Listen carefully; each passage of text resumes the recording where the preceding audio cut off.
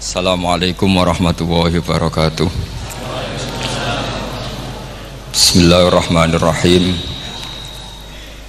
Tabarakalladzi nazzala al-furqana ala 'abdihi liyakuna lil 'alamina nadhir.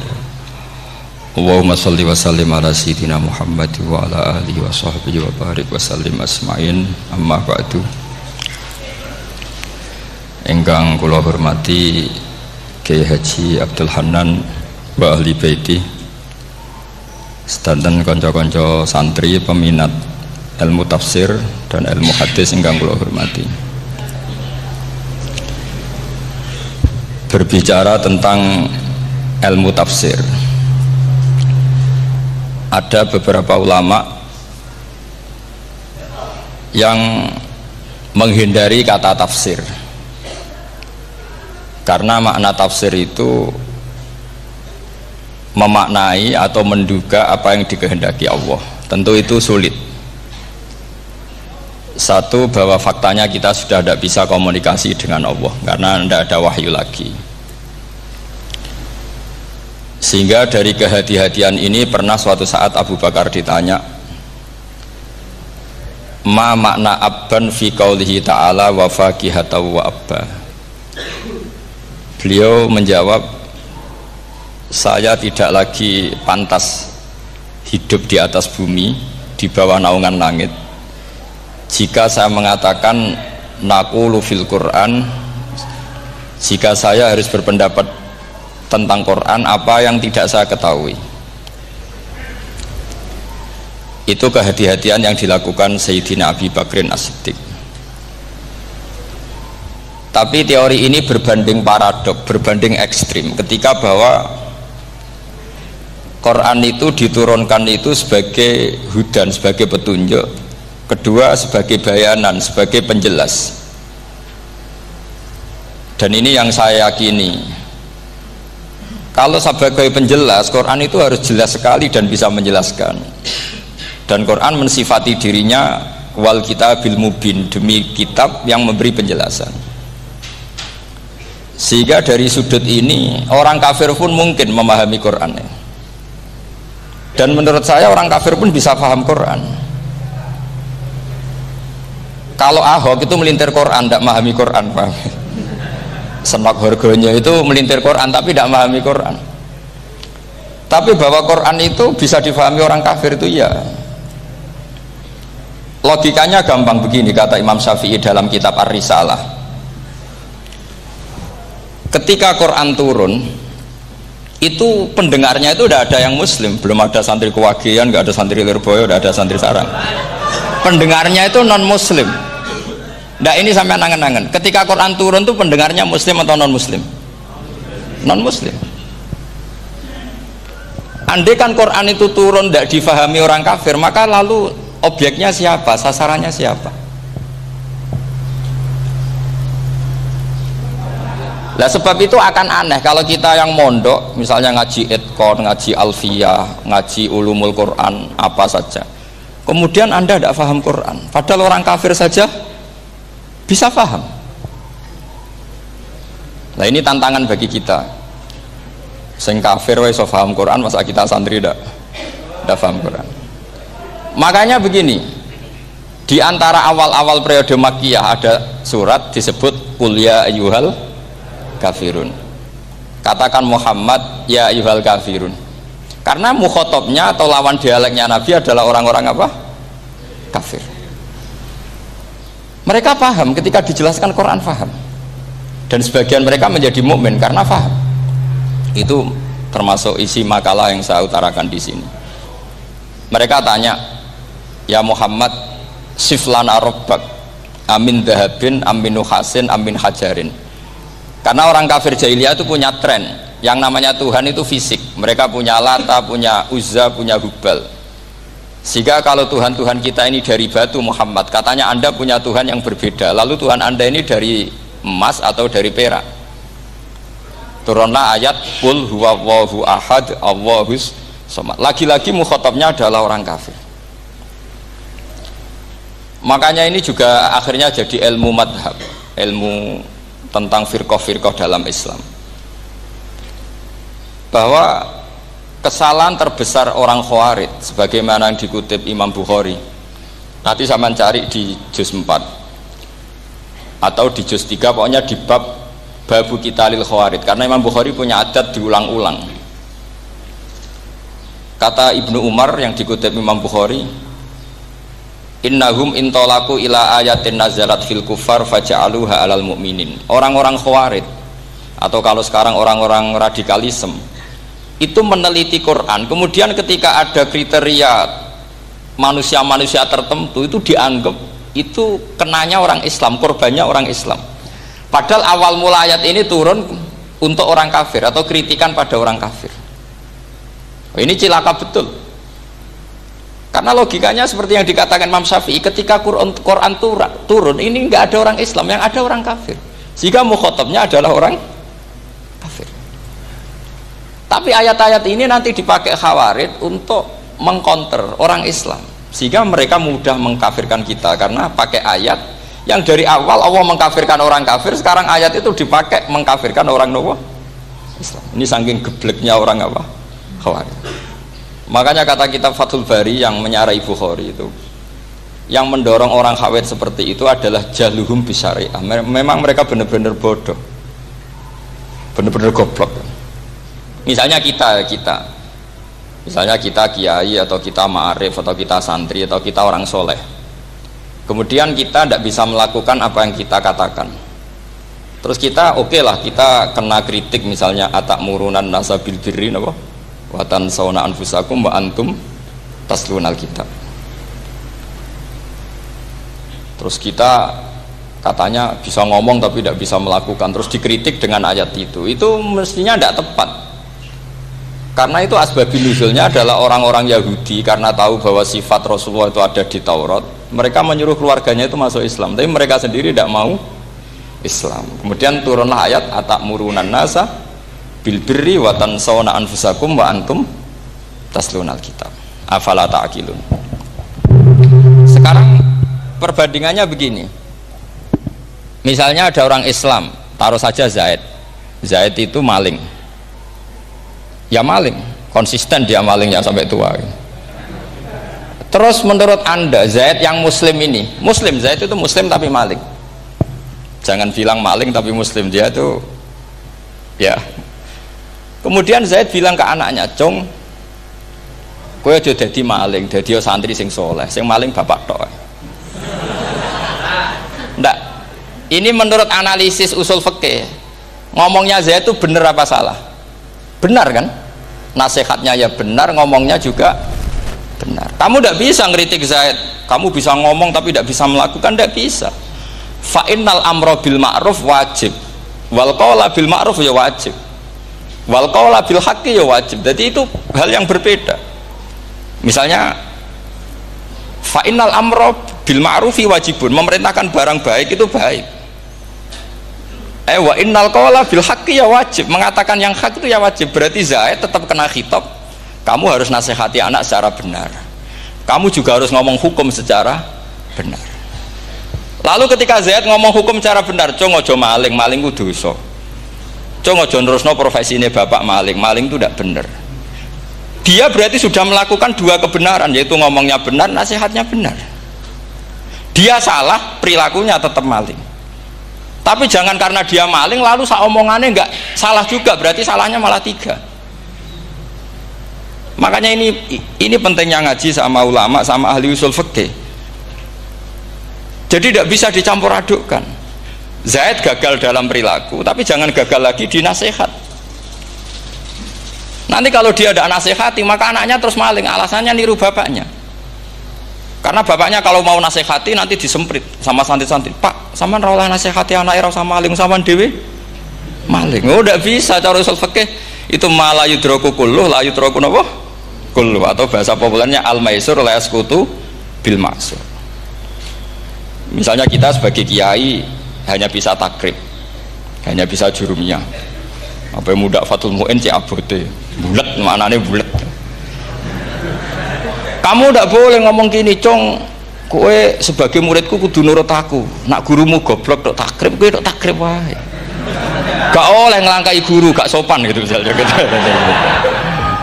Nggak boleh gitu. Tetap kita ngomong, "Cung, kowe aja koyo aku.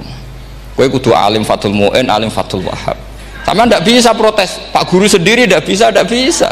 Kebenaran tetap sebagai kebenaran meskipun kita ndak kuat melakukan atau ndak bisa melakukan. Lagi-lagi ayat itu sebenarnya ada untuk kita, untuk orang Yahudi, ta'murunan nasa bil birri wa tansawna anfusakum wa antum taslunal kitab.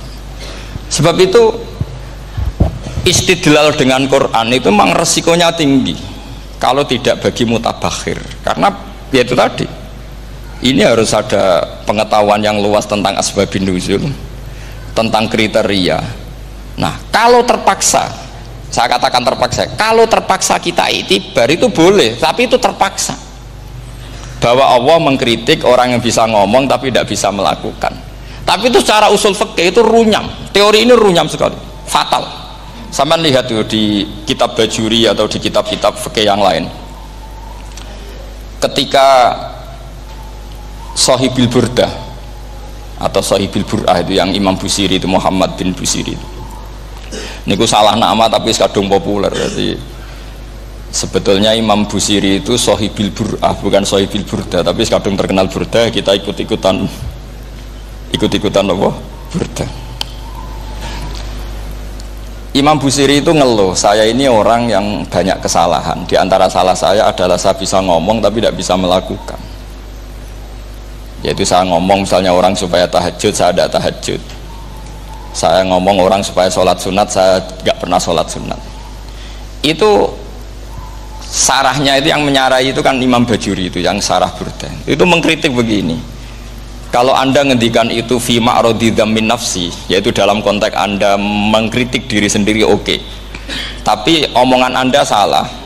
Karena secara usul fikih fatal. Fatalnya begini. Misalnya saya nggak pernah tahajud, ya mungkin itu nyata, oke, mungkin itu nyata. Apakah kemudian saya tidak boleh mengatakan at-tahajjudu sunnatun? Apa saya diwajibkan diam hanya karena saya tidak pernah tahajud, terus saya seorang kiai yang haram mengatakan at-tahajjud sunnatun? Saya harus tetap mengatakan kalau tahajud itu sunnah. Saya kalau punya santri terus saya bilang, "Cung, napas nganggur yuk tahajud itu sunat." Karena mengatakan kebaikan pasti bagian dari kebaikan itu sendiri.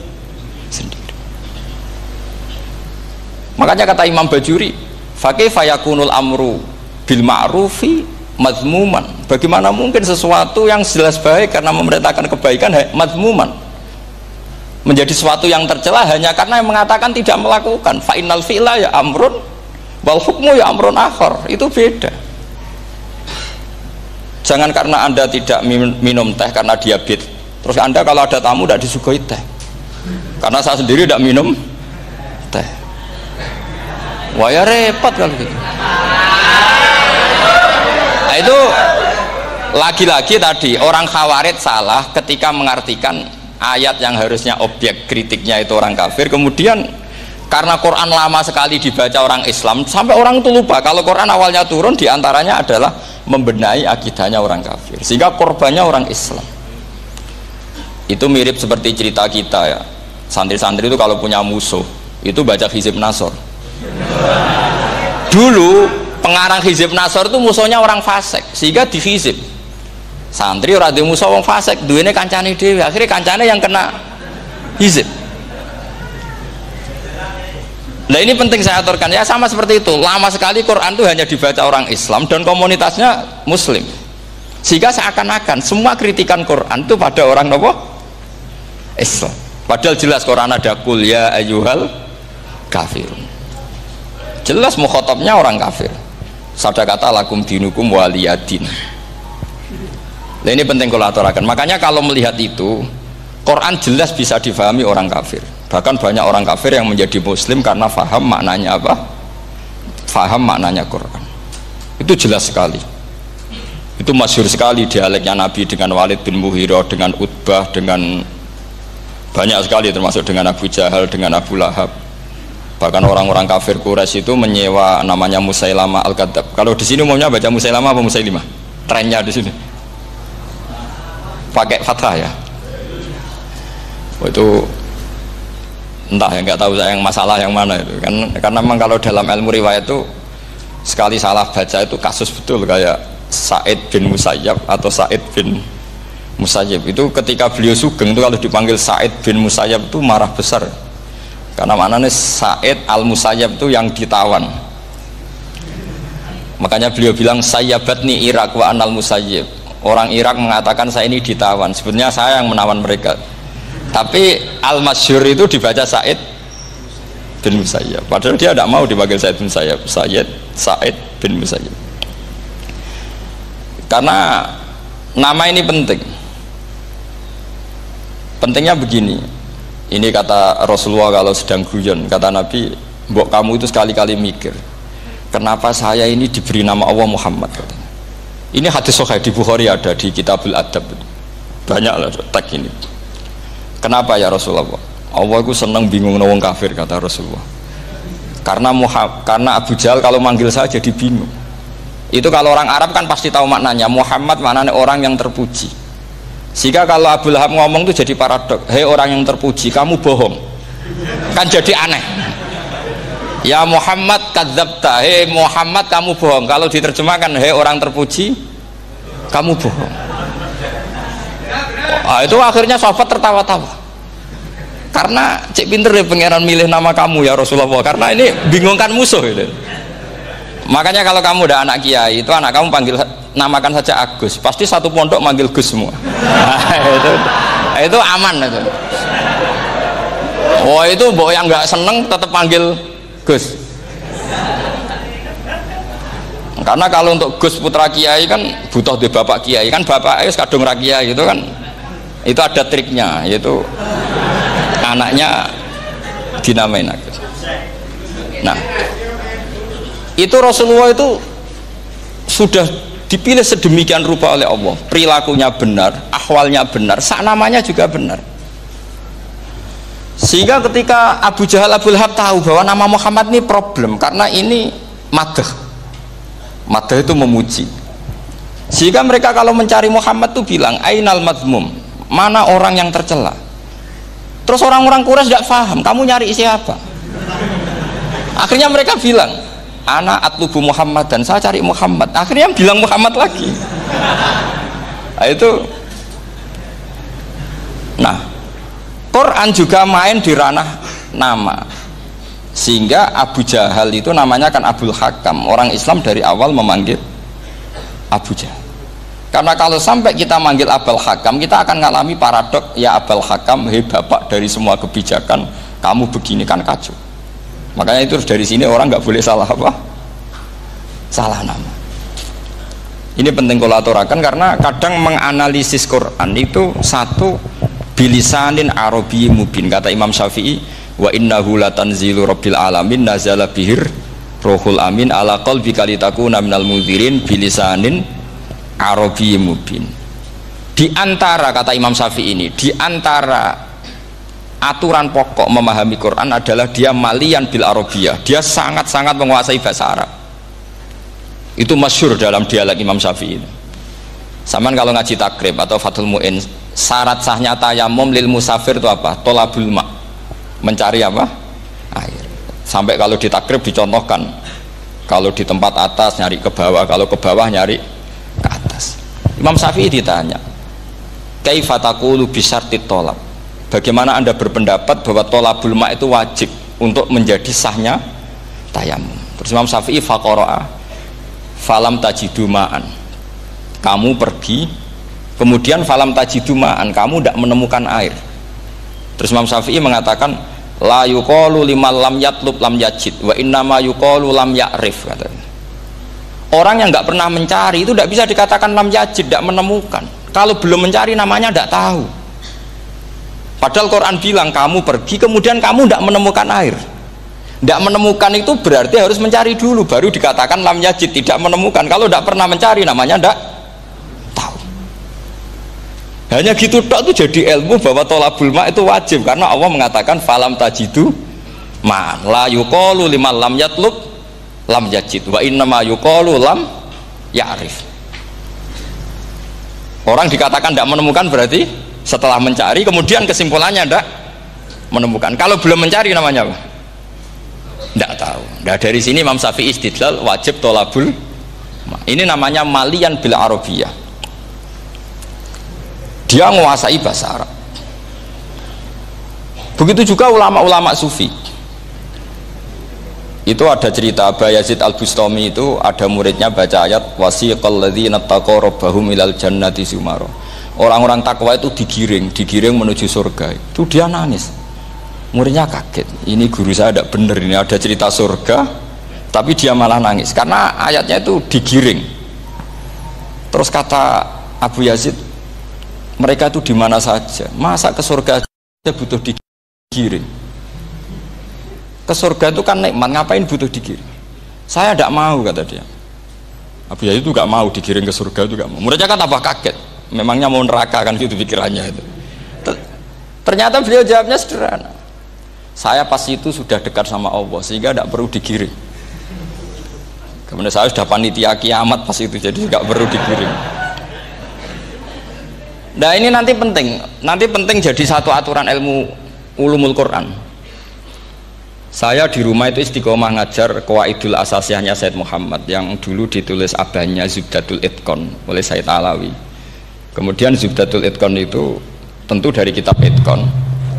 Terus Said Alawi dulu ngarang kitab Faidul Khobir, sarahnya Faidul Khobir sama Sayyid Muhsin Al-Musawab, dulu dari Padang tapi hidupnya di Mekah.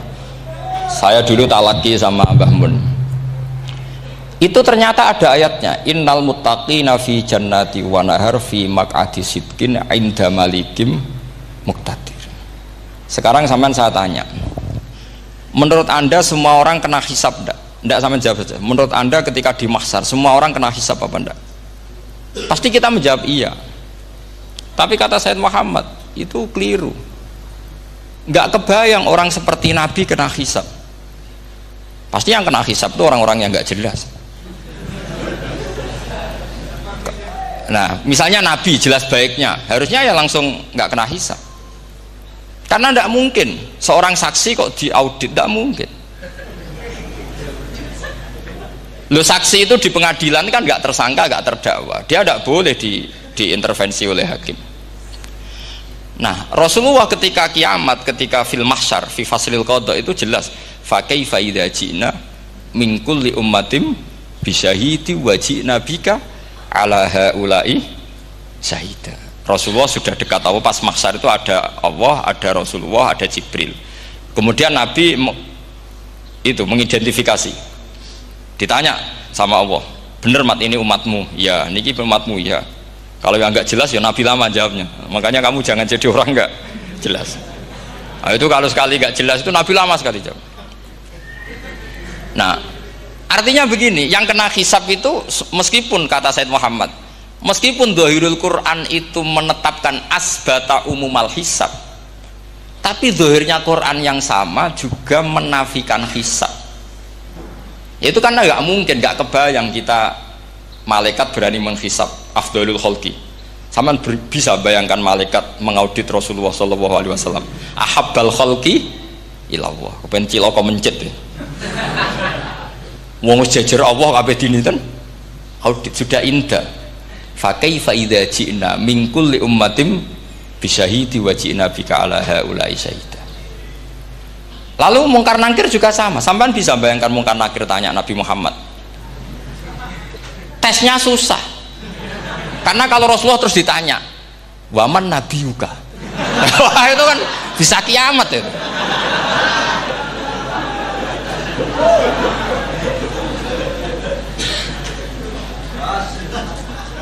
Paham ya?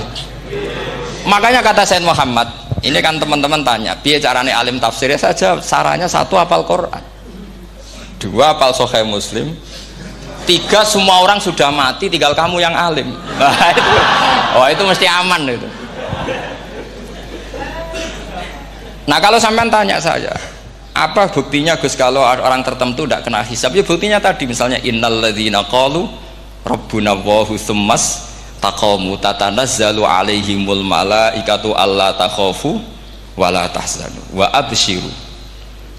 Mungkar nakir adalah malaikat penakut, membawa ketakutan.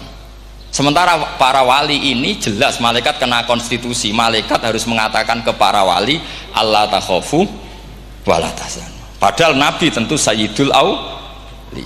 Para wali saja malaikat kena aturan, kamu harus bilang Allah takhofu wala tahzanu wa abshiru. Hei para wali, kamu jangan susah, jangan gentar, kamu harus gembira. Kamu bisa bayangkan misalnya mungkar nakir bawa godok, atau orang kalau dipukul ajul sak walang-walang.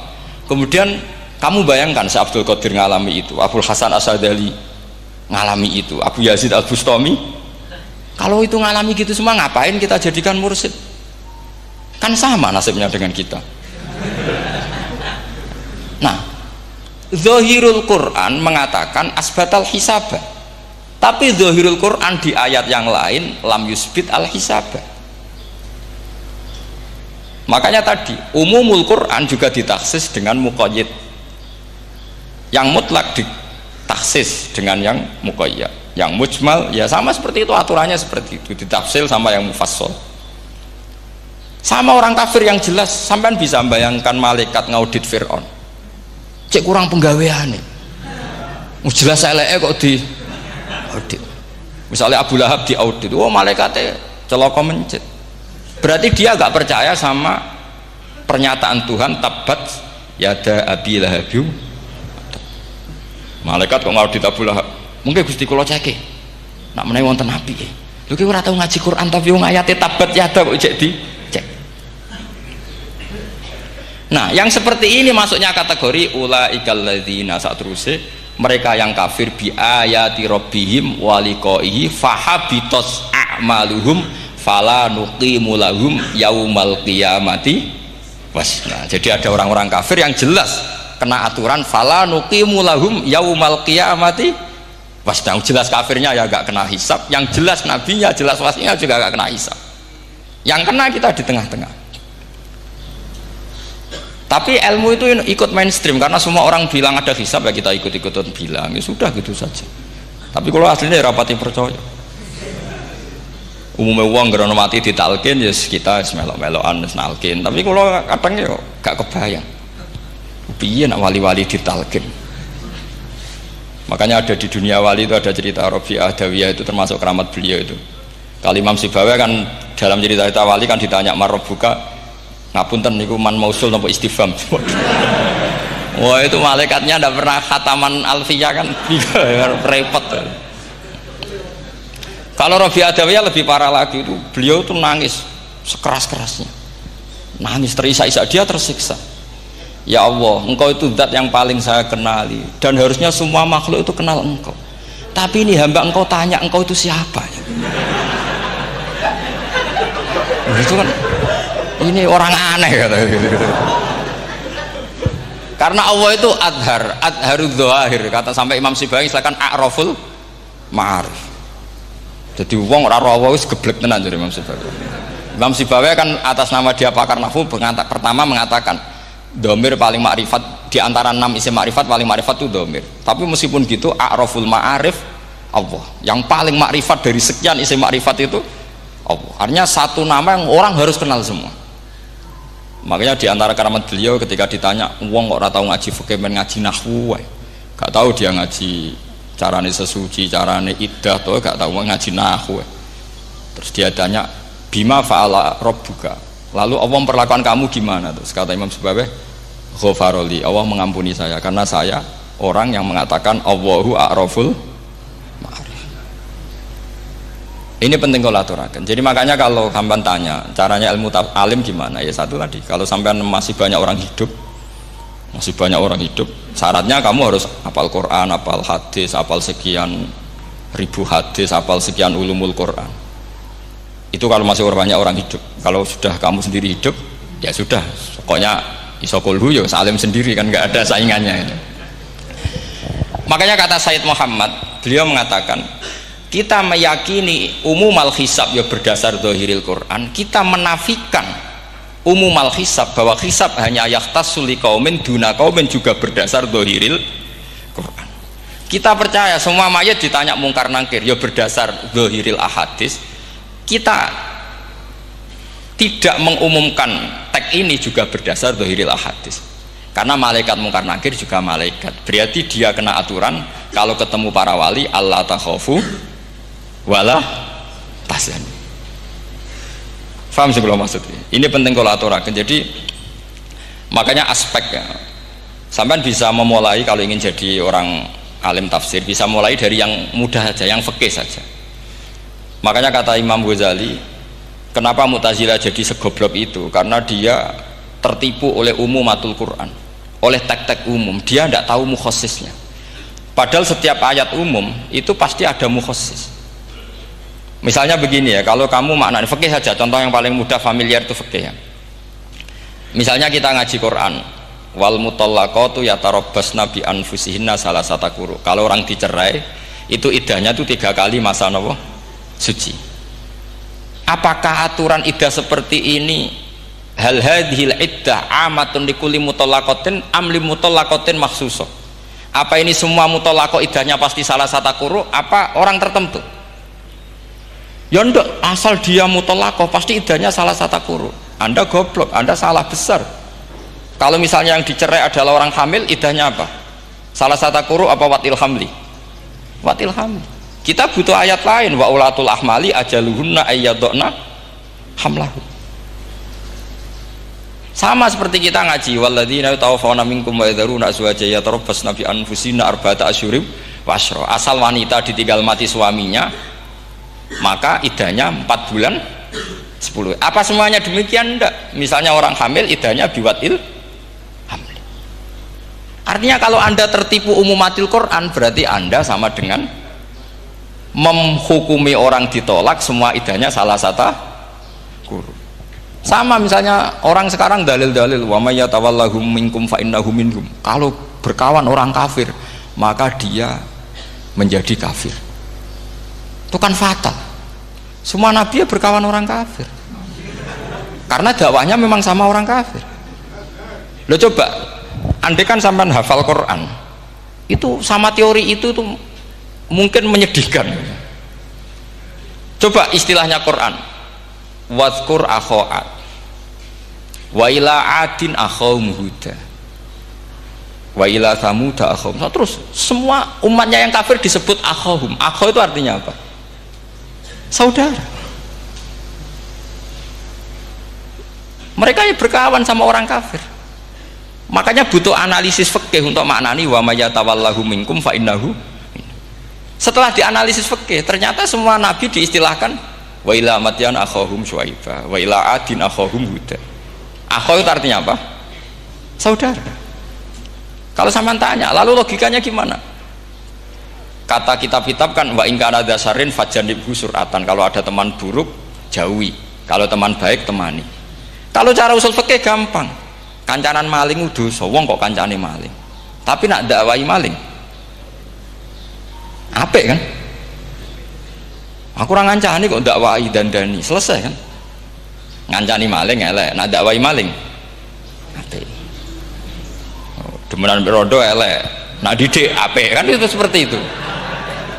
Nah, ini penting kalau aturaken. Dan di sini ini makanya NU itu punya sejarah panjang, banyak wali-wali yang jadab, yang coro zahir itu kancanan wong fasik-fasik. Orang syariat bingung, ini wali kok berteman orang fasik. Ya kalau kamu bahasakan teman ya masalah, kalau kamu bahasakan ini binaan. Enggak, sama jawab saja. Kalau dibahasakan teman masalah enggak? Masalah kan? Tapi kalau dibahasakan itu binaan, selesai kan? Sama, Nabi berkawan orang kafir itu tidak karena berkawan, itu binaan Nabi. Memang Nabi itu jadi Nabi, objeknya adalah mengislamkan orang kafir. Ya berlama-lama Nabi dialek dengan mereka, muasarah sama mereka. Bahkan Nabi diharuskan bersikap baik sama mereka. Itu yang disebut fabima rahmatim minallahi lintalahum walau kunta fadhdhan ghalidhal qalbi lan faddu min hawl. Tapi sekarang itu orang sudah tidak pakai ilmu. Orang-orang radikalisme itu nggak pakai usul fikih. Pokoknya kalau ada ayat terjemahnya gini ya sudah, itu jadi madhab. Akhirnya kecelakaan seperti ini.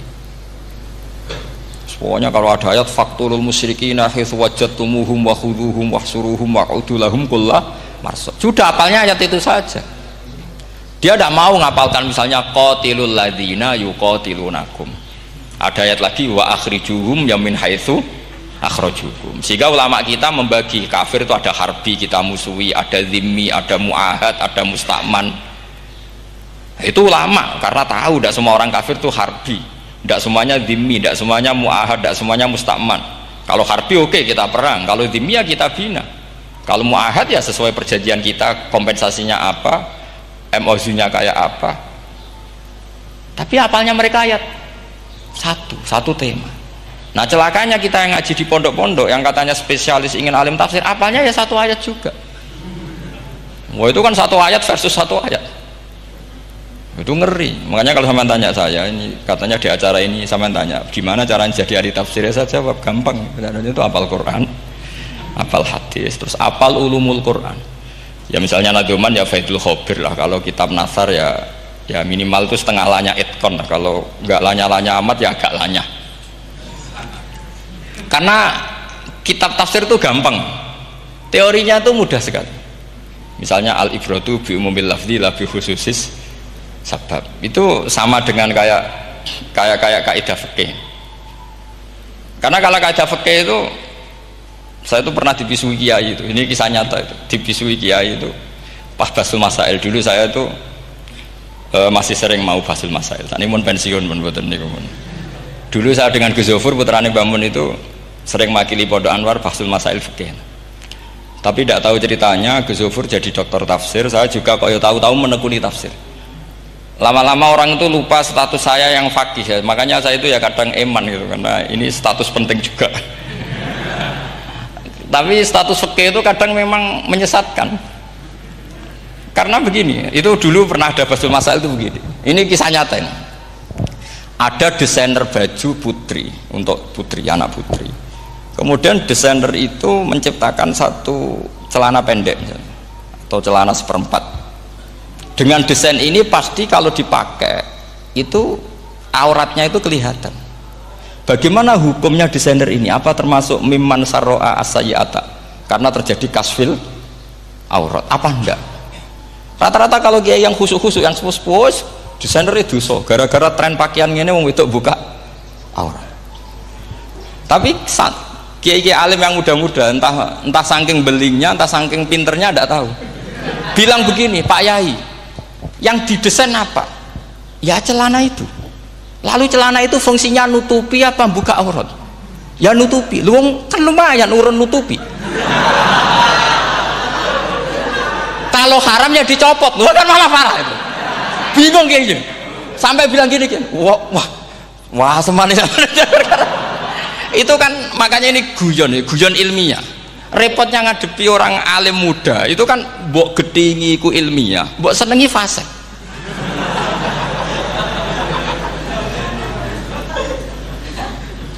Ketika kiai yang khusyuk tadi tak tanya, kalau desainer katok seperapat, paham gitu?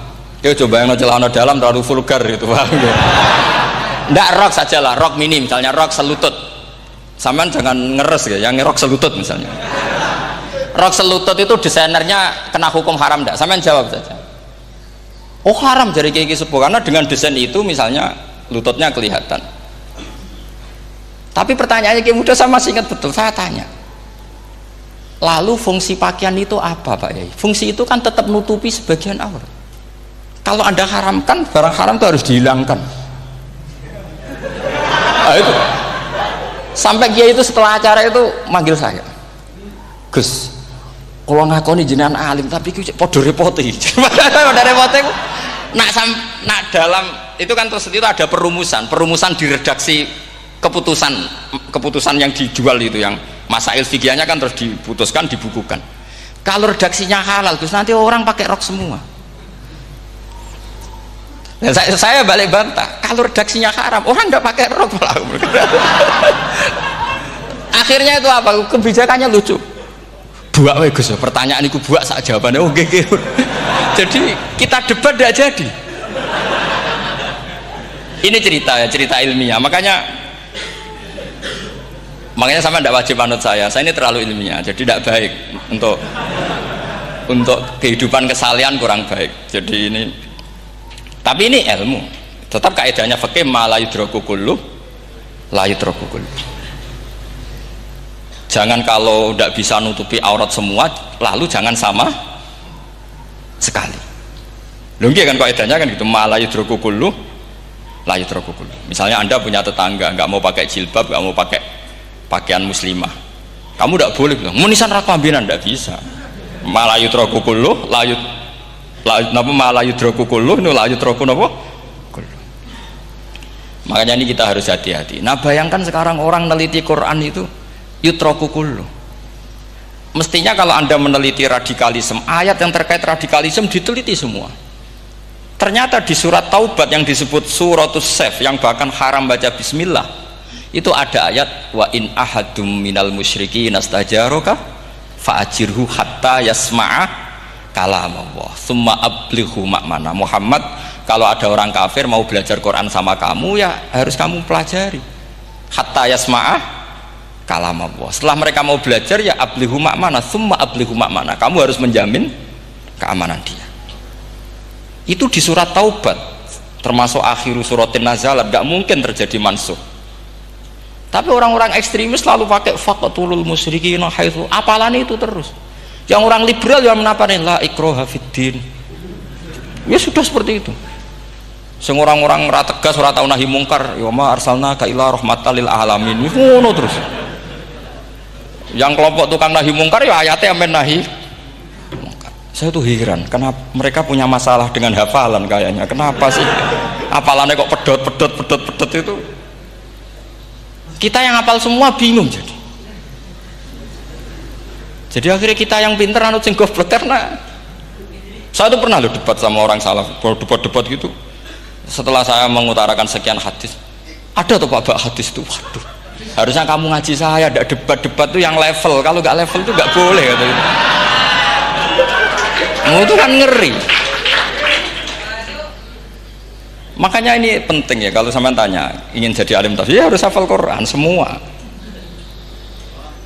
Kalau tidak mungkin yang nunggu orang semua mati baru Anda jadi ahli tafsir, karena tidak ada musuhnya. Tapi saya pastikan orang kafir pun bisa memahami Quran, yaitu tadi hatta yasma'a kalam Allah. Sayyidina Umar tuh masuk Islam tuh gara-gara dengar adiknya baca Toha, ma anzalna alikal qur'ana litashqa illa tadhkiratal liman yakhsha tanzilam mimman khalaqal arda was samawati ula ar-rahmanu alal arsis tawa. Itu dia ma huwa bikalamil basar, tidak mungkin seperti ini karangan manusia, itu tidak mungkin. Akhirnya dia Islam. Banyak orang Islam karena diperdengarkan Quran, karena memang notnya sudah unik, makna kualitasnya juga sudah unik, semuanya itu unik, indah. Sampai sekarang pun orang kafir itu orang paling tahu Quran. Makanya Allah mensifati orang kafir itu hasadam min indi anfusihim mim ba'di ma tabayyana lahumul haq.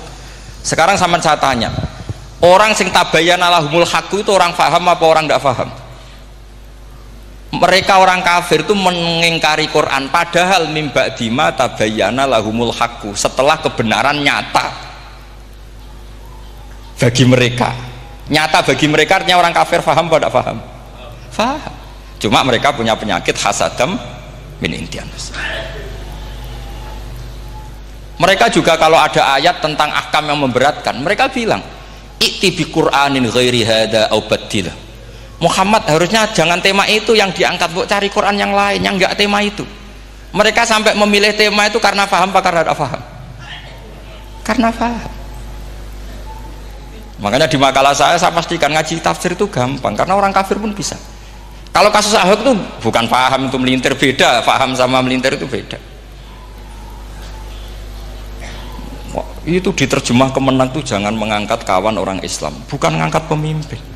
Ya likanya kalau ngangkat teman saja tidak boleh, apalagi ngangkat pemimpin. Fatal mana berteman sama orang salah sama ngangkat. Saman kancanan maling itu apik nak menawa ngandani terus ngangkat, "Hei maling ke pimpinanku." Parah mana? Parah mana? Artinya sama saja ketika diterjemah jangan ngangkat teman, sebetulnya ngangkat pemimpin lebih fatal. Itu kan mafhum awlawiyah, itu kan normal saja. Itu di Quran biasa, misalnya innalladzina ya'kuluna amwalal yatama dzulman, orang yang makan hartanya anak yatim secara zalim. Kamu bilang, Gus saya tidak makan kok, sepeda motornya tak gasap, tak jual. Yang diharamkan kan makan. Wah ya sarap kalau gitu. Maknanya begini, memakan harta anak yatim artinya ifsad. Ifsad itu merusak. Nak ngono ikhraq, membakar atau mencuri sama dengan makan. Bal asyad, malah kan lebih apa? Lebih apa? Dasar. Jadi yakuluna di situ tuh ba'dul amsilah, sebagian contoh min wujuhil ifsad atau min wujuhil ihlak. Jangan kok karena ayatnya makan, oh yang haram tuh makan, kalau nyuri gak apa-apa. Waya fata. Itu kan sama dengan santri geblek dikandani kiai ini, cung kowe mbek bojomu jogeman naboi. Suatu saat istrinya lapor lagi, Pak Yai sekarang tidak naboi tapi nyadui. Karena naboi itu pakai tangan. Mereka pertama dilaporkan kiainya, Pak Yai suami saya itu sering memukulin saya pakai tangan gini. Cung jogeman naboi bojomu. Nggih Pak Yai siap. Suatu saat istrinya lapor, Pak tetap benjut, kenapa? Kalau nak ini disadui. Mereka pikirannya, sing haram nabok, nak nyaduk halal. Wah itu kan ngajak goblok bareng. Nah masalahnya di usul fikih kasusnya seperti itu. Makanya saya ini kadang ya maliki sekali. Kadang saya itu maliki sekali. Kadang ya. Misalnya begini, saya beri contoh. Ini yang kisah nyata ya. Ada seorang Arabi datang ke Rasulullah. Ya, tadi kan teman-teman minta juga ilmu hadis ya. Ini satu paket saja. Yaitu tadi nanti kalau sampean kasih lalim itu sudah ada urusan saya tadi. Nunggu orang mati banyak tadi itu. Kalau nunggu nggak usah nunggu orang mati, sarannya tadi apal tadi. Ya Rasulullah ahlak tuh. Saya ini orang yang rusak. Wama ahlakaka. Lalu yang bikin rusak kamu apa? Qol waqatu imroati fi nahari Ramadan. Saya menjima istri saya ketika masih siang. Fi nahari Ramadan, siang Ramadan. Walhasil Nabi tidak menyuruh hanya kodok, tapi menyuruh kafaroh. Kafarohnya itu merdekakan budak atau memberi makan 60 orang miskin atau puasa berapa? Puasa 60 hari. Atau urut merdekakan budak atau puasa 60 hari atau memberi makan sitina miskin. Oke, kita sepakat ya hadis itu sahih dan diulang-ulang oleh ashabus sunan. Oke, riwayatnya agak masalah. Sekarang kita analisis maknanya. Sekarang sampean saya tanya, kalau anda misalnya sekarang jam berapa ini? Misalnya sekarang jam 9 kurang seperempat Ramadan, terus anda rokok atau anda ngopi, kepengen ngopi terus ngopi tanpa udhrin syar'iyin, anda hanya wajib qadha apa bayar kafarah? Tidak sampean jawab. Rata-rata kiai kita, oh mau wajib qadha Gus karena gak jima. Sing seru kafarah itu nak jima. Kan ngombe kopi be jima beda. Pertanyaannya tuh lucu, ini naik secara fikih masalahnya begini. Jima bojo itu tidak zina. Jima bojo itu zina apa enggak? Enggak. Berarti dengan makan bedanya apa? Sama kan? Sama-sama amrun mubah. Sesuatu yang boleh. Kenapa hukumannya berat? Makanya kata Imam Malik, enggak itu nilainya. Nilainya adalah hadku hurmati Ramadan bi ghairi udhrin syar'iyyin. Makanya kata Imam Malik, siapapun yang makan fina hari Ramadan, iftar apapun fina hari Ramadan bi ghairi udhrin syar'iyyin, maka hukumnya sama dengan jima fina hari Ramadan. Karena sama-sama ihlak ifsad hurmata Ramadan bi ghairi udhrin syar'iyyin. Loh enggak, ini ilmiah. Kamu udah harus cocok, tapi otak kamu harus percaya. Loh iya kan beda kan? Saya secara nafsu tidak cocok, cek berarti. Tapi ilmiah saya setuju. Kalau kiai ngandani itu kan pasti pakai badul amsilah, kan nggak mungkin semua contoh disebut. Jong penak melaku-melaku jogeman delok wong wedok iku mari setan. Mboten delok Mbah, nyekel lho malah parah to. Ndak bisa. Makanya ini masalahnya lafat. Ini kembali ke Imam Syafi'i bilisanin arabiyyim mubin. Ketika seorang kiai bilang cung jogeman delok cah wedok adalah mengungkapkan al muharramat. Bukan mentaksis yang haram itu hanya melihat. Saya ulang lagi ya, ketika seorang kiai bilang cung jogeman delok wedok sing haram, itu semangatnya adalah melawan keharaman, bukan mentaksis yang haram hanya delok. Itu di Quran normal semua, di semua lugat ya biasa. Itu kan sama seperti misalnya seorang mbah ngasih uang cucunya, cung tak kayak duit 100.000, cung gue tuku es. Terus kowe muni ngono. Nak ragu tuku es haram iki kan ngongkone tuku es. Lah kepen putumu mati kan nyeben 100.000 go tuku es. Ya mulai dulu istilahnya nak bange ke ibu tuh jong 100.000 go tuku es. Cara wong kuno. Maksudnya iku wis pokoke umume cah cilik senane es cuma nyebut.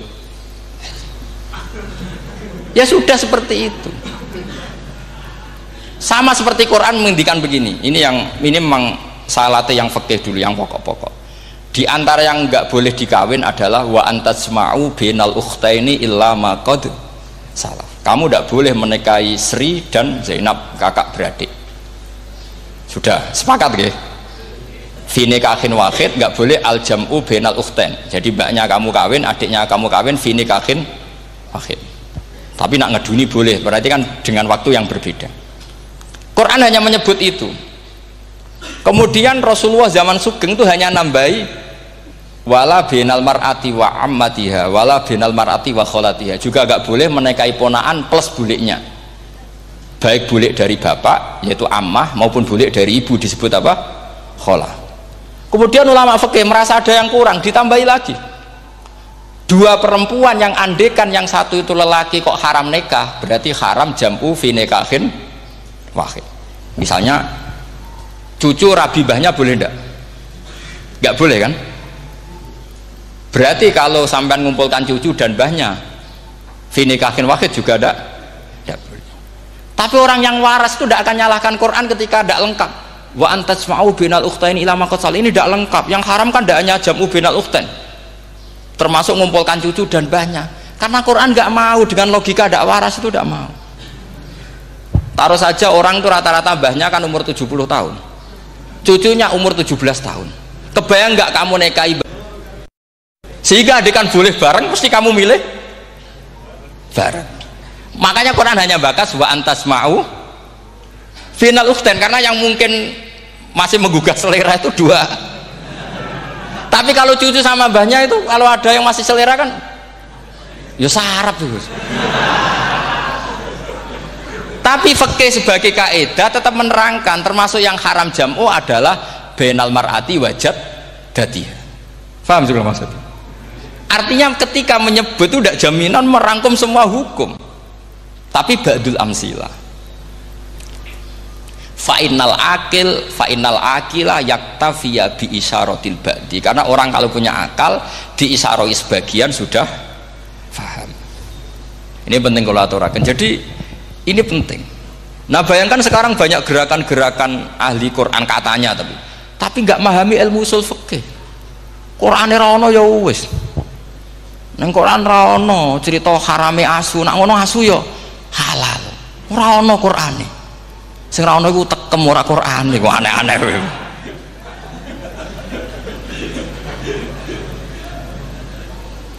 Itu kan sama. Terus sampean misalnya tadi jam 09.00 Ramadan tambah uzurin syariyin terus mangan mie rokokan, itu kan melecehkan Ramadan biguri uzurin syariyin, karena melecehkan hurmata Ramadan kena sanksi separah itu. Jangan kamu terus bilang tapi Nabi hanya bilang masalah jima finari Ramadan. Jima istri itu hukumnya itu tidak zina, hukumnya itu mubah, sama dengan makan. Ini cara madzhab Maliki, tapi kita alhamdulillah madzhab Syafi'i. Ya itu masalahnya. Berhubung itu menguntungkan sami'na wa ta'na. Nah, itu. Tapi saya sendiri dalam konteks ini, saya itu ya sangat-sangat Syafi'iyah, sangat-sangat Syafi'iyah. Dalam banyak hal sangat-sangat Syafi'iyah. Tapi dalam banyak hal kadang-kadang saya ya Maliki. Ya, itu kan kalau sampean tanya kenapa gitu, ya hikmahnya baca banyak saja. Karena yang Syafi'i itu ya karena bacanya hanya Syafi'i, itu bukan fanatik, itu keterbatasan. Itu beda, ada apa itu namanya, nggak fanatik, itu keterbatasan. Itu beda sekali. Jadi kita harus ngaji yang banyak. Saya itu termasuk utang ya sama Imam Syafi'i itu baca kitab Ar-Risalah. Itu kitab yang kadang satu ulama baca sampai 500 kali. Yaitu Imam Syafi'i itu dalam kitab Risalah itu begini, ini termasuk ulumul Quran yang paling penting. Muqaddimahnya begini, wan nasu sinfani min awalil amri, wan nasu sinfani. Ketika Rasulullah datang membawa Quran itu manusia hanya ada dua. al-kuffar sing dari jenis ahli kitab dan kuffar dari jenis yang tidak ahli kitab. Bahkan tidak ada orang Islam zaman itu. Pertama Nabi jadi Nabi itu adakah pendengar yang muslim? Kan tidak ada, semuanya ahli kitab. Makanya susah kalau Quran kamu analisis korbannya orang Islam tuh, kata Ibnu Umar tuh lucu. Dulu tuh mukhatabnya tuh orang kafir, jelas kuliah ayyuhal kafir. Ya ayuhan nasu ubudu rabbakum alladzi khalaqakum. Jelas orang kafir. Karena orang Islam nggak mungkin dikhatabi ubudu rabbakum. Makanya Imam Suyuti kalau nafsiri itu ngeper ubudu rabbakum wahiduhu. Tapi kalau mukhatabnya orang Islam dawimu alal ibadah atau dawimu alat tauhid. Karena dia tahu kalau mukhatabnya orang kafir ubudu ya masih wahidu. Kalau sudah Islam kok dikhitabi ubudu mudawamah alal ibadah. Itu saking alimnya Imam Suyuti. Ini saya teruskan. Kalau mukhatabnya itu orang kafir ahli kitab, itu kemungkinannya ya dua cara mereaksi Quran, yaitu disebut lam yakunil ladzina kafaru min ahlil kitabi wal musyrikina munfakina hatta ta'tiyahumul. Jadi lam yakunil ladzina kafaru, jelas kafaru itu umum. Kemudian ditafsir kafaru itu ada yang min ahlil kitabi, berarti kafaru yang jenis Yahudi Nasrani. Ada kafaru yang min ahlil kitabi wal musyrikin, kafaru yang jenis musyrikin, yaitu kafir Mekah. Karena cara kaidah nahwu al-atfu yaqtadi taghayyur, kalau ada ataf pasti konteksnya beda. Jaa Zaidun wa Amrun, berarti Zaid ada Amar, Amar ya ada Bakar. Karena Jaa Zaidun wa Amrun wa Bakrun, pasti orang ini berbeda. Tidak boleh orang yang sama kamu pakai ataf. Ini sudah clear ya ini ya. Kemudian cara pandang mereka ya beda. Ketika Rasulullah mengajak tauhid, itu ahli kitab tidak masalah, memang harusnya Tuhan itu satu, gak masalah bagi ahli kitab. Problem bagi ahli kitab adalah Muhammad itu nabi, itu kita nggak suka. Kalau Tuhan satu oke, tapi kalau Muhammad nabi tidak oke. Kita bisa jadi nabi, kata mereka, karena mereka merasa nasabnya sampai Ibrahim. Sementara zaman itu mereka sanksi Muhammad itu nasabnya konti, gak jelas. Ini penting kalau aturakan. Sehingga dalam konteks ini Allah menjawab ahli kitab dulu. Ini disebut Muhammad itu nasabnya jelas. Ini ku fihi ayatum bayinatum maqamu Ibrahim. Ini saya dengarin. Ibrahim itu jelas pernah ke Mekah. Bukti Ibrahim pernah ke Mekah adalah jejak kaki Ibrahim di makam apa? Makam mereka, artinya buatan kuburan, buatan jejak kaki Ibrahim ketika bangun Ka'bah. Fihi ayatum bayinatum maqamu Ibrahim. Pun. Kalau Ibrahim pernah di Mekah, artinya beliau pernah nikah di Mekah. Paling tidak punya dzurriyyah di Mekah. Ini Ismail dibawa ke Mekah. Jelas ayatnya wa id yarfa'u Ibrahimul qawaida minal baiti wa Ismail. Ini dengarin ya. Sebab itu saking alimnya berjanji itu beliau tahu betul masalah utama Rasulullah Muhammad adalah disangsikan nasabnya. Sebab itu kitab berjanji pertama cerita setelah dia alhamdulillah macam-macam awalu ma'anab tadi saat terus dia bilang wa ba'du fa'akul huwa Muhammad bin Abdillah bin Abdil Muttalib. Saat terus ya wabatu wa Muhammad bin Abdullah bin Abdul Muttalib wasmu Syaibatul Hamdi Humitat Khisaluhus Saniyah. Saat terus Ibnu Qusayn, saat terus Sumiyah bi Qusay litaqasi fi biladi Qudu'atal Qasiyah. Karena dia tahu yang masalah bagi Rasulullah itu adalah masalah nasab bagi mereka loh, bagi mereka yang kafir. Terus beliau ngendikan ditutup wa adnanu bila raibin indadawil ulumin nasabiyah ila dhabihi Ismail nisbatuhu wa mun. Jelas saya adnan itu pasti puter cucu-cucunya Nabi Ismail. Karena orang Yahudi yang disoal Muhammad itu, kamu itu siapa kok tahu-tahu Nabi? Kamu orang Arab itu tidak pernah ada Nabi.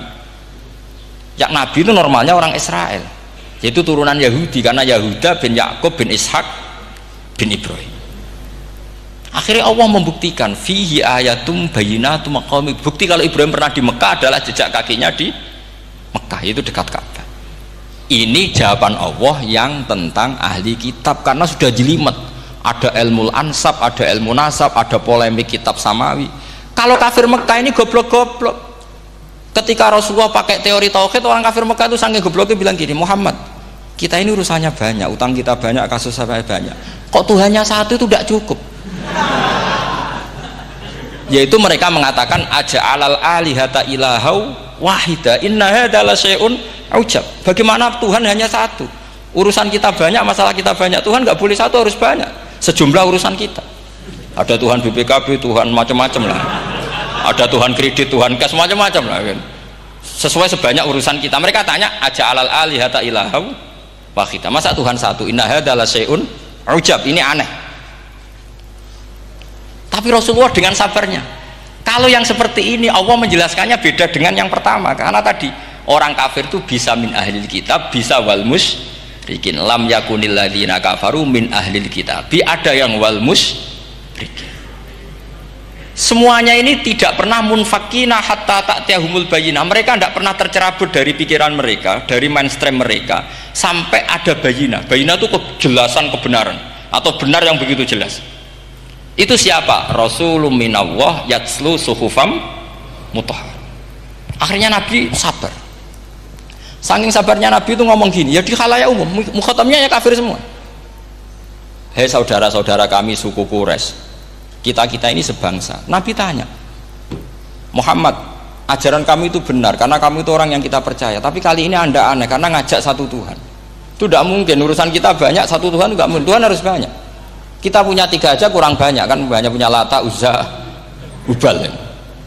Rasulullah dengan sabarnya ngendikan gini, hei kaumku, kalau kamu jadi pembantu, jadi buruh, senang mana punya majikan banyak sama majikan satu. Kalau majikannya banyak itu perintahnya beda-beda, seleranya beda. Semua harus kamu lakoni, semua harus kamu taklui karena kamu harus nurut. Wah ya repot mat kalau di majikan banyak, ngerepoti mesti. Rasulullah tinggal nimpali, Tuhan kamu itu majikan kamu, kalau Tuhannya banyak perintahnya ya banyak, seleranya beda-beda. Kamu bingung nggak? Wah ya bingung, ya sudah lah satu aja. Akhirnya mereka masuk Islam. Nah itu disebut Nabi itu fatona, punya kecerdasan artikulatif. Kalau menjelaskan itu masuk akal. Nah itu disebut dorobawahu matalar rojulan fihi syuraka'u mutasyakisuna wa rojulan salamal lirojul hal yastawiyani masalah alhamdulillah. Nah ini penting. Allah membuat satu perumpamaan bagaimana ada satu pembantu yang punya majikan banyak, yang berbeda-beda seleranya, berbeda-beda perintahnya, dengan kalau hanya satu majikan. Apakah sama? Mereka jawab tidak sama, enak punya satu majikan. Begitulah Tuhan kamu, harusnya satu. Jadi artinya gini, kalau kamu ngaji ulumul Quran, kamu harus tahu ini khitab ke kafir. Kafir yang mana? Ahli kitab atau kafir yang musyrik? Nah sekarang tidak tahu lagi, pokoknya kafir. Makanya kalau orang berdebat mereka itu tidak goblok meneh. Waduh. Makanya sama tidak usah ketularan goblok, sing pun gimpun sing wis goblok ora usah ditambahi mun kathah dan ini pun.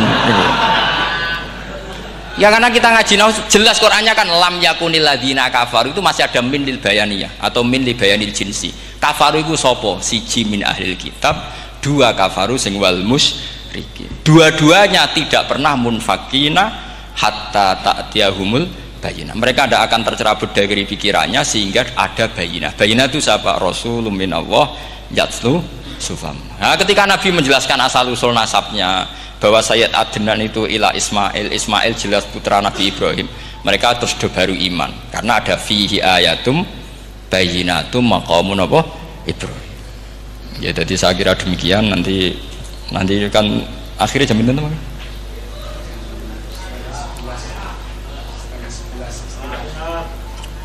Oh, ini jam pinten istiwa? Nggih, terus saya pikir niku nggih. Kalau misalnya tadi ada tanya jawab, ya tanya jawab carane ngalim saja kan. Itu lebih realistis.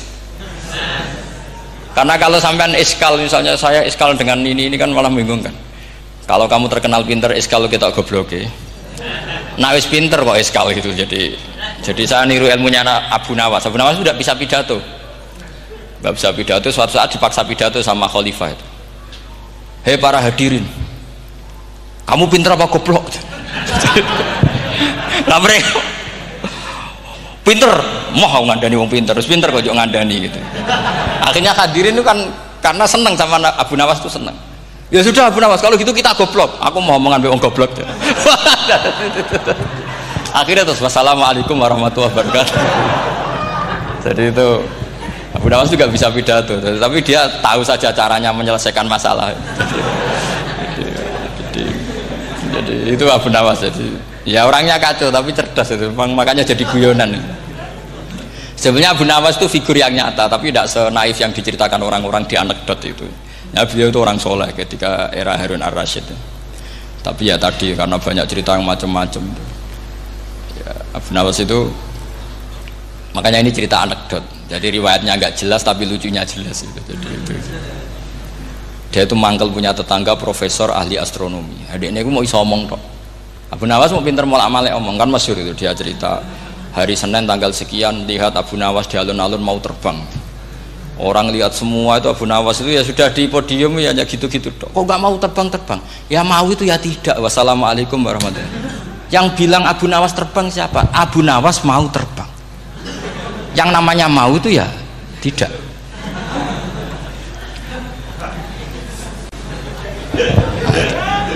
Pernah dia itu lomba sama Harun ar-Rasyid.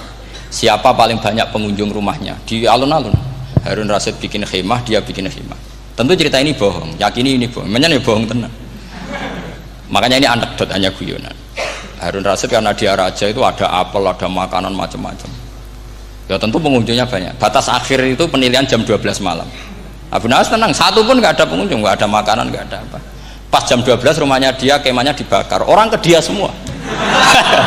Dit menang dia karena jumlahnya.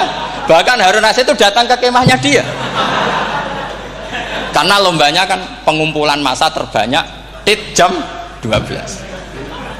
Harun Rasyid pikirannya santri ya sugoi jajan mesti teko pikirannya gitu. Abu Nawas pikirannya beda, jeneng ana kebakaran pasti datang wis dihitung biaya khemah sama hadiahnya banyak hadiahnya. Yang ahli falak ini punya ilmu yang rasional, yang pinter sekali. Dia ilmuwan bahwa bumi itu bulat-bulat. Nah, saya lagi tren meyakini bumi flat ini ya kacau nih. Gara-gara penjelasan sing sepihak. Ini wong nganggur. Lah wong ilmuwan kok sentimennya perkara wedi duit. Enggak boleh ilmuwan menyebut sentimen apa? Uang. Akhir bumi itu bulat-bulat. Jadi kalau Anda jalan ke timur terus nanti ke titik yang sama. Abu Nawas paham karena dia memang enggak ahli sains gitu. Suatu saat si profesor ini kemalingan, malingnya melayu ngetan. Terus minta tolong sama Abu Nawas kejarlah maling itu. Kemana? Ke timur. Dia ngejar ke barat. Ditanya sama profesor. Saya udah bilang larinya maling itu ke timur, kalau kejar ke barat nanti ketemu di titik yang sama. Akhirnya profesor yang ngerti, oh ngenyek tuh ya, kira itu. Jadi nah khawatir saya nanti kalau santri-santri tidak pinter ilmu terus pilihannya ilmu kayak Abu Nawas jalan pintas tadi karena belajar falak jelimet, belajar faraid apa jelimet, ada aul, ada roh, terus semua ada masalah yang ruwet-ruwet terus akhirnya mau olah bicara. Ini musibah innalillahi wa inna ilaihi raji'un. Itu tidak boleh. Quran tidak mengajarkan itu. Quran tetap mengajarkan ilmu meskipun ada nilai seninya. Ya tadi nilai seni tadi misalnya Allah mencontohkan daraba wa masalah rajulan fihi syuraka. Terus kedua uniknya Quran itu begini. Setelah dipikir itu nyata-nyata lebih detail. Misalnya begini. Ketika Allah mencontohkan ba'udah itu nyamuk. Itu orang-orang kafir itu bilang gini, "Ya Muhammad, Tuhan Anda kehilangan stok ilmiah." Sehingga contoh itu enggak yang dahsyat tapi sekedar nyamuk. Wong nyamuk kok digawe contoh. Mbok ya contoh itu dinosaurus, tak jerapah, tak apalah yang keren itu. Mosok contoh apa? Nyamuk. Terus Allah menjelaskan innallaha la yastahi ayyadriban apa? Matsalam ma. Contoh apa saja? Apa saja itu ditafsiri ba'udatan fama fawqaha. Entah itu nyamuk, fama fawqaha atau yang di atasnya nyamuk. Maksudnya di atasnya itu filkillah atau fisighor atau yang di atas nyamuk yang lebih kecil ketimbang nyamuk. Sekarang saya contohkan kata Rasulullah, contoh yang kecil saja, nggak usah bikin nyawa, nggak usah, itu terlalu mustahil. Seorang pemahat patung, terus kamu pesen, "Pak, aku gak eno patung gajah," mesti muni sanggup. Tak muni, "Pak, gak eno patung gajah, ukurannya ya semestinya gajah." Oke. Tapi "Pak, aku gak eno patung nyamuk, ukurannya ya sak nyamuk." Kira-kira sanggup apa enggak? Artinya ketika Allah gawe nyamuk itu lebih sulit ketimbang gawe gajah apa lebih mudah? Lebih sulit. Karena nyamuk yang sudah kecil, dia punya alat kelamin terus seberapa juga. Alat kelaminnya juga tetap harus ada lubangnya terus seberapa juga. Temen saya malah ada yang cangkem elek bilang gini, lalu ya punya kuman, kumannya seberapa? Nah ini pentingnya ngaji akal. Kamu jangan hanya bilang, wow dinosaurus, jerapah, seru nyamuk. Nah karena orang sudah ada itibar dengan nyamuk, didatangkanlah nyamuk banyak. Sebenarnya nyamuk banyak itu mergo mangkel, gak diperhatikan itu. Makanya terus. Lah ini saya tahadus binemat. Istri saya itu sering protes. Istri saya kalau manggil saya Gus karena orang Jawa Timur. Itu sama-sama jagongan itu, saya itu tidak pati sering digigit. Namun ya digigit tidak sesering sampean, itu jelas. Terus saya tanya, Gus punya doa apa, kenapa tidak pati begitu digigit nyamuk? Saya bilang karena saya sudah tahu hikmahnya nyamuk, jadi harusnya dia sudah tidak nyerang saya, kata saya itu. Makanya ini ijazah, agak mandi salah sampean itu. Karena tadi logika yang terbangun gitu, kalau Allah bikin gajah, melubangi belalai gajah itu masih masuk akal, bahkan saat kita bikin patung masih bisa. Tapi kata tadi nyamuk itu sudah kecil, harus punya usus, harus punya alat kelamin, harus punya telur, telurnya juga detail lagi. Ini disebut inna woha la yastahyi ayyadriba mathalam ma ba'udah. Sehingga ba'udah di mata ahli tafsir, di mata ulama ini contoh yang luar biasa. Tapi di mata orang-orang yang nggak seneng mikir, kok terima nyamuk itu. Makanya saya minta kangkang di sini bisa makan itu harus syukur. Makan itu luar biasa. Saya itu sering nyontohkan di Jogja. Saya punya teman sakit, kalau nggak ada obat dari Belanda itu mati. Kalau ini nggak dapat obat bagus dari Belanda atau dari Jerman itu meninggal. Berapa bulan lagi matinya? 3 bulan. Kalau nggak sampai dapat obat mati 3 bulan. Oh masih mandi obat yang di Jogja. Apa itu makan atau minum? Kalau orang nggak minum nggak sampai 3 bulan sudah mati. Boy orang itu mikir seperti itu. Tapi kita ini kalau obat dari Jerman, dari Belanda itu hebat. Kalau enggak kita mati sebulan lagi, 3 bulan lagi. Allah bikin obat pada kita tiap hari, yaitu kita bisa makan, bisa minum. Itu kalau sekali nggak makan 5 hari bisa mati sama. Tapi kita kan ngakan tuh hal yang biasa, nak duit iso utang terus dianggap biasa. Ini kalau ulama masalah besar. Punya otak seburuk itu tuh masalah besar bagi ulama. Sehingga Allah tidak malu ketika ngendikan kulu wasrobu, tidak malu karena makan ini urgen, sangat penting. Dan Allah tidak malu meskipun Quran itu temanya kelas tinggi, biasa Allah ngitakan jong kowe iku kulu min thayyibati ma razaqnakum, kamu makanlah. Karena minum obat itu kebutuhan kita ketika sakit. Tapi kalau makan adalah kebutuhan kita sihatan wasukman, saat sakit maupun saat sehat. Nah, kalau Anda dengan kualitas ini, ketika Allah membicarakan makanan itu Anda akan respect sama Allah karena memang ini urgen betul. Tapi kalau Anda cara berpikir gini, hanya cari horo ibal ilmu yang aneh, yang seru, kamu baca ayat itu akan menjadi biasa-biasa saja. Dan itu masalah bagi mahabbah Anda pada Al-Quranul Karim. Ya saya kira demikian. Terus mengke saya pikir tidak etis ya, kan ini Jumat nanti sing biasa itikaf nanti terganggu. Nanti saya ada ke problem ya. Kalau ada tanya jawab ya saya mohon tadi ya, karena ini zaman akhir saya memang butuh sekali. Kenapa saya mau datang? Satu, hormat Kiai Hanan. Dua, saya memang ingin banyak mufassir lagi, jangan hanya lewat baca terjemah kemudian merasa menjadi ahli apa Quran atau ahli tafsir. Itu musibah besar itu masalah besar itu. Ya pokoknya saya mohon lah ya, setidaknya gitu. Misalnya orang kafir, kamu cari saja orang kafir, ternyata ada yang harbi, ada yang dhimmi, ada yang mu'ahad, ada yang mustakman. Lalu dalam tarik ada kafir Yahudi, kafir Nasrani, kafir ahli kitab. Kalau di fikih ada kafir yang lahum kitabun, ada yang tidak lahum kitabun. Kalau yang lahum kitabun disebut ini kitabiah kholiso, yang tidak itu kan berbeda-beda di fikih, boleh nikahnya ndak, khilu dhabihatihim atau tidak, itu kan detail sekali. Makanya saya mohon ini latihan detail. Oke, sampean tetap ngaji, sering khatam itu bagus karena mengumpulkan semua ilmu. Tapi sampean harus menganalisis secara apa? Saya dulu ngaji Mbah Mun Muslim ya kilatan. Tapi saya ngapalkan sama Gus Ibab. Gus Ibab putrane Mbah Mun, dulu muridnya Said Muhammad. Saya itu tak pelajari lagi di rumah. Tak analisis lagi setelah besar sampai sekarang karena ya itu beda. Kita selalu Rabbi zidni apa? Ilma. Misalnya begini contoh ya, contoh. Kita mungkin tahu maknanya ayat tertentu itu begini. Misalnya begini. Faqula lahu qawlan layyinan la'allahu yatadzakkaru aw yakhsha. Musa dan Harun, jika kamu datang ke Fir'aun, maka kalau ngomong, kalau dakwah itu qaulal layyinan, dengan dakwah yang halus. Nggih, qaulal layyinan. Ini bagi yang ekstremis harus baca dialek ini. Ini kisah nyata yang diceritakan Habib Zain bin Semit ketika ngarang Al-Manhajus Sawi. Juga diulang-ulang di beberapa kitab. Suatu saat ada ustadz corong Jawa Kemelinti datang ke Harun Ar-Rasyid. Harun Ar-Rasyid ini Banil Abbas, termasuk zuriyahnya Abdullah bin Abbas. Karena Harun Ar-Rasyid sebagai khalifah tentu salahnya banyak ya. Namanya pejabat pasti salahnya banyak, meskipun kebaikannya juga banyak, tapi salahnya juga banyak. Kalau kita kan tidak pejabat, salahnya tidak banyak, tapi prestasinya juga tidak banyak. Ya kan, misalnya ada tamu Raja Salman, katanya hormat tamu wajib, kamu kan tidak bisa hormat karena dia juga tidak mau dihormati kita kan. Nah terus si ustadz tadi datang begini, saya itu masih hafal teksnya, ya Amirul Mukminin, inni nasihun lak famusyaddidun alaika fala tajidanna ala nafsika fi nafsika aliyya syai'an.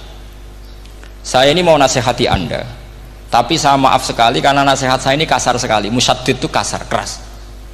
Fala tajidanna fi nafsika aliyya syai'an, saya mohon jangan dimasukkan hati lah. Makanya terjemah bebasnya jangan masukkan hati. Katanya Harun Rasyid langsung marah. Uskut ya jahil, kamu itu ustadz bodoh, kamu tidak boleh keras sama saya. Dia masih bantah, saya keras sama Anda karena Anda salahnya banyak. Terus apa kata Harun Ar-Rasyid?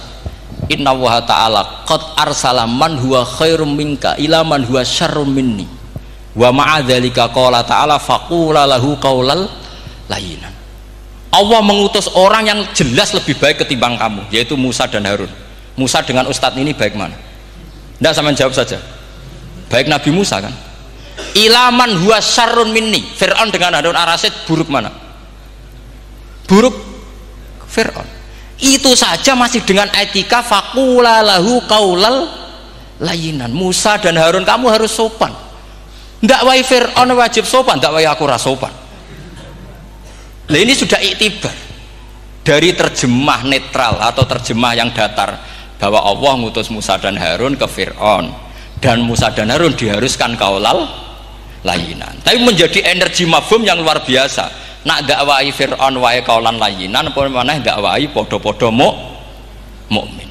Makanya kata Harun Rasyid, uskut ya jahil, inna wa ta'ala qad arsala man huwa khairum minka ila man huwa syarrun minni wa ma'adzalika qala ta'ala faqula lahu qaulal layyin. Ya saya kira demikian, saya kembalikan ke moderator.